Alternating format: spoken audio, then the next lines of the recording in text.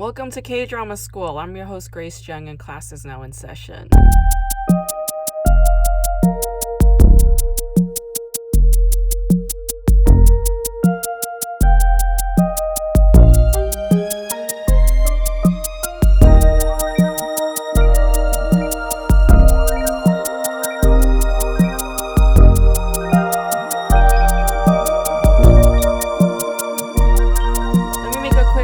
Announcement. I will be at the Hollywood Improv this Sunday, October 16th, 7 p.m. in the lab.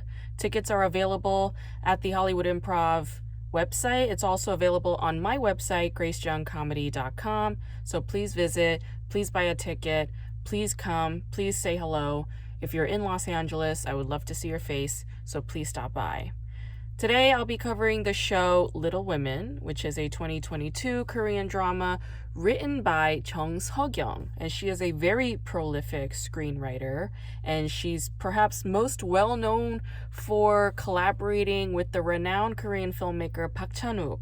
So she's co-written for movies like Sympathy for Lady Vengeance, I'm a Cyborg, But That's Okay, Thirst, The Handmaiden, and most recently, Decision to Leave, which is Park Chan-wook's latest movie, and it is going to be opening in U.S. theaters on October 14th, so this Friday. What's unique about Little Women is that it is directed by a woman. Yeah, it's directed by TV director Kim Hee-won, and most Korean dramas, as you know, are typically written by women and directed by men, but this show is written and directed both by women. Kim Hee-won directed shows like Vincenzo, which you've all seen. She also directed The Crowned Clown. She directed the show Moneyflower, and she directed the show Warm and Cozy. Little Women has only 12 episodes. Now, I'm not sure if that's because the show was not performing well. When I looked at the ratings, it is in the top 50 highest rated cable series in Korea. So I'm not sure if it has anything to do with ratings per se, but relative to some of the other shows, it hasn't performed that well. I don't know if it's because of maybe the critics' reception or the fandom reception, but I can see why the show would not be thriving when it comes to the fandom circuit, only because the show is relying on the star power of Kim Go-eun and Wi Ha-jun, but other than that, it doesn't really have a whole lot going for it. Little Women was not the easiest show for me to get through. There are way too many plot twists, way too many moments of exposition that comes retroactively, and it was just causing a huge neck ache for me. Just too many instances where I had to turn around and be like, well, what's that about? What is that about? And I did lose momentum at times when I was watching this series, and I had to stop and be like, do I even finish this? But when I noticed that it only has 12 episodes, I was like, I guess I'll just get through it. And yeah, I was just not all that interested in the motives that these women had.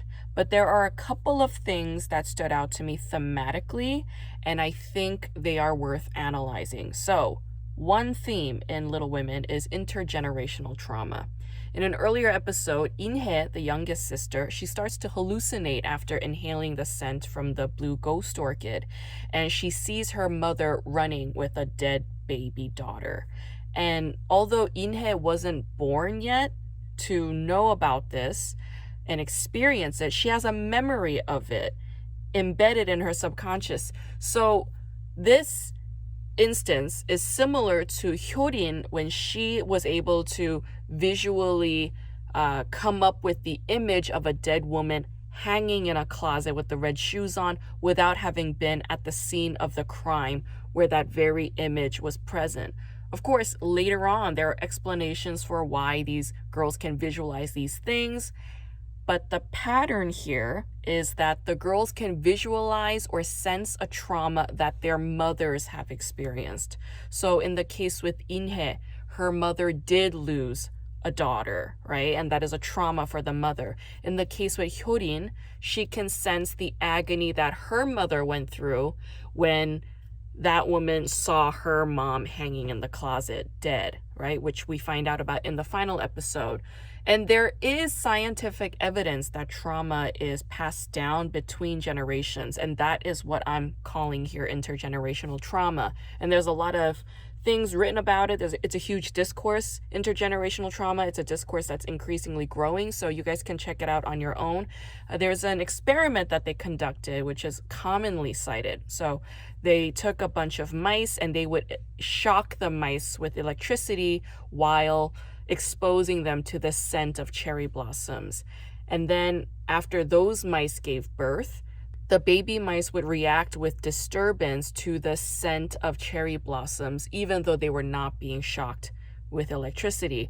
What this is suggesting is that there's evidence of trauma affecting our DNA, which gets passed down to the next generation when we give birth. So while this is very, very subtle, I would say it's very much a presence in the show Little Women, this theme of intergenerational trauma. And I don't think it's any accident that the show references intergenerational trauma in reference to the Vietnam War, because when we talk about the Vietnam War in the context of South Korea, we do have to talk about the Korean War. There were a lot of wars, a lot of uprisings, a lot of violence and turmoil throughout Asia during this period. Okay, so we had the Korean War in the 1950s, which caused severe trauma. Intergenerational trauma being passed down from that is very much a thing. And then you have the Vietnam War, where South Korean mercenary soldiers were hired by America to service their American cause. And while many South Korean men were recruited as mercenary soldiers, they were doing this for money. They were not doing it because they had any allegiance to America or America's agenda. It was solely to make money so that they can come back and support their families. The implication in Little Women, as we see in the final episode, is that since Korean soldiers are not America's own, they are considered dispensable by America, and they get sent on a mission in Vietnam while their mother country cuts a deal with America to benefit financially. So there's a theme of abandonment here as well. The motherland giving up the sons to America's cause, regardless whether or not they live or die. It's only about money.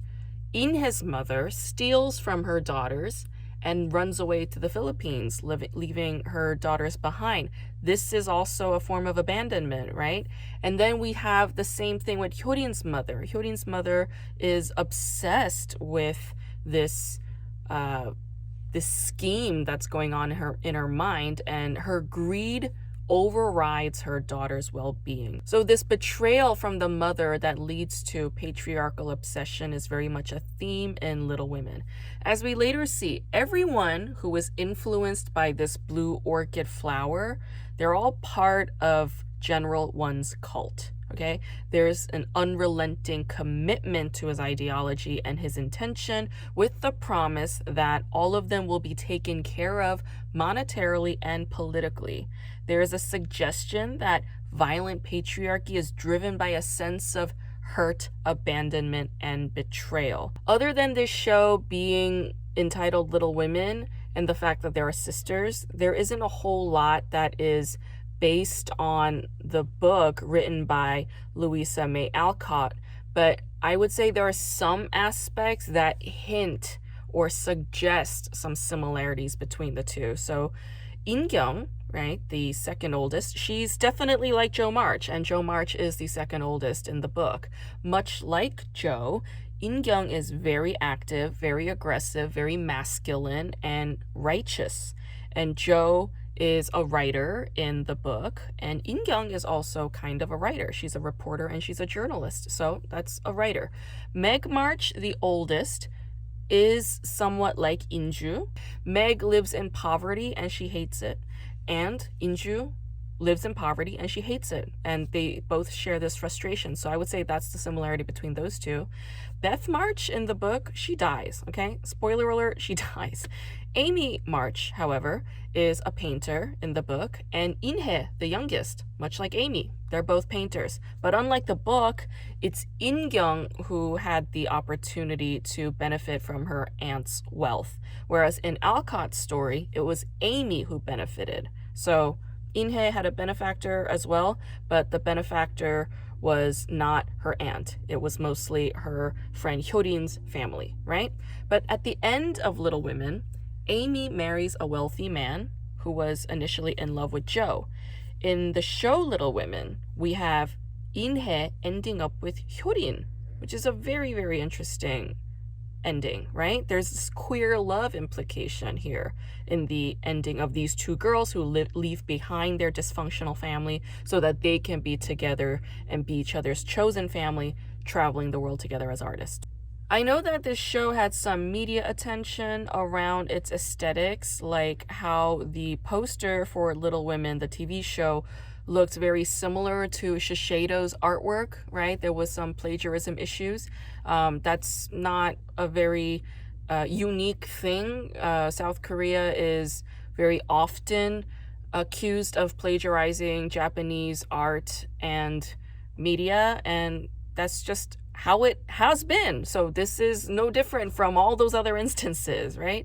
I'm not sure if I agree with the fact that this show glorifies South Korea's history in Vietnam, because maybe the soldiers in this show are being glorified, right, by the characters, but all of those characters are problematized on the show. They all have issues. They're part of a weird cult, and they're all committing suicide for the sake of this cult while being very corrupt with money. So none of them are honorable characters, right? So if anything, it is a critique of a problematic patriarchal cult. So I'm not sure if I quite agree with the media backlash that this is getting, but I would take more offense if I was in Vietnam, if I was the Vietnamese government. I would take more offense to how they are otherizing Vietnam through the use of this blue ghost orchid, saying that it causes hallucinogenic effects and that it is an outlawed product because it's basically a drug. And it's funny because while, South Korean politicians and these powerful people are the ones that are using this flower, South Korea, on the other hand, is considered very rigid when it comes to drug laws. So it's as if they need another country to blame for the origin of this flower, which has this drug. But the plagiarism aspect that I would have paid more attention to when it came to Little Women is the fact that they took the writer for this show. She took from the movie adaptation, which was written by Charlie Kaufman and directed by Spike Jonze. And in that movie, there is an orchid called the Ghost. All right. It wasn't a blue orchid. It was an orchid. It was a white orchid. And in that movie, they also take this orchid, which the Native Americans in Florida are able to find, and they know the significance of this orchid in that it also can be extracted for drugs, which cause hallucinogenic effects. So that aspect was very much plagiarized from this movie. So I don't know why we're paying attention to these other things when the very content was taken out of that movie and inserted into the show. So either way, when it comes to the otherizing, of another country and cultural insensitivity, I feel like Korean drama writers and directors and producers need to pay closer attention. They need to pay closer attention to cultural representation, and they need to have greater sensitivity when it comes to whether or not they're otherizing a country or making a country look negative. I heard that the show Narco Saints is in hot water because they made that Latin American country look like a drug-infested country. So there are all these problems that are arising from K-dramas nowadays because they're increasingly globalized. I mean, they are already globalized given Netflix's presence everywhere. And K-drama writers, they do need to be a little bit more sensitive. And also, come on, be more original. Why are you taking from a Charlie Kaufman movie? Like, I've seen that movie adaptation a zillion times. As soon as I saw an orchid in this show and they called it a ghost, I was like, oh my God, are you fucking serious? Okay? So yeah, when it comes to plagiarism, I think these Korean drama writers can be a little bit better with that too. I have no guest today. I was supposed to have a guest, but she canceled very, very last minute. So there is no guest. It's just me. So yeah, we'll keep this short. And I am considering keeping these episodes shorter, moving on into the future. I don't know. I might do a season 2 of K-Drama School podcast. I will probably have very infrequent guests, meaning I'll have a guest if I have the time and if there's a guest available, but otherwise I probably won't be pushing it. So these are just things that I'm thinking about and they're in the works. So yeah, thank you for listening.